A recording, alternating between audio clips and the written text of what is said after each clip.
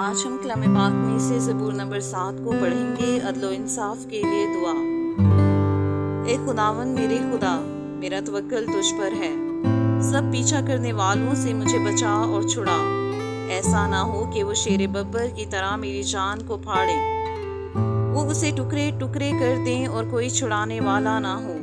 ए खुदावन मेरे खुदा, अगर मैंने ये किया हो, अगर मेरे हाथों से बदी हुई हो, अगर मैंने अपने मेल रखने वाले से भलाई के बदले बुराई की हो, बल्कि मैंने तो उसे जो नाहक मेरा मुखालिफ था बचाया है, तो दुश्मन मेरी जान का पीछा करके उसे आ पकड़े, बल्कि वो मेरी जिंदगी को पामाल करके मट्टी में और मेरी इज्जत को खाक में मिला दे।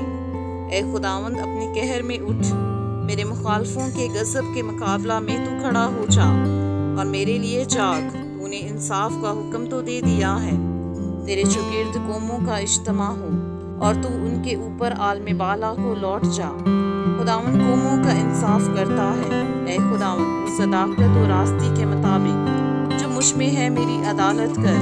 काश के शरीरों की बदी का खात्मा हो जाए, पर सादक को तू क़याम बख्श, क्योंकि खुदा सादिक दिलों और गुर्दों को जांचता है।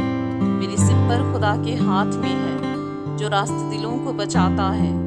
खुदा सादक मुनसिफ है, बल्कि ऐसा खुदा जो हर रोज कहर करता है। अगर आदमी बाज ना आए तो वो अपनी तलवार तेज करेगा।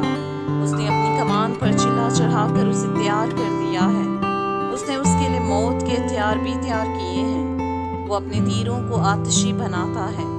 देखो, उसे बदी का दर्द ज़ह लगा है, बल्कि वो शरारत से बारदार हुआ और उससे झूठ पैदा हुआ। उसने घड़ा खोद कर उसे गहरा किया और उस खंदक में जो उसने बनाई थी खुद गिरा। उसकी शरारत उल्टी उसी के सर पर आएगी, उसका जुल्म उसी की खोपड़ी पर नासिल होगा। खुदावन की सदाकत के मुताबिक मैं उसका शुक्र करूंगा और खुदावन ताला के नाम की तारीफ करूंगा।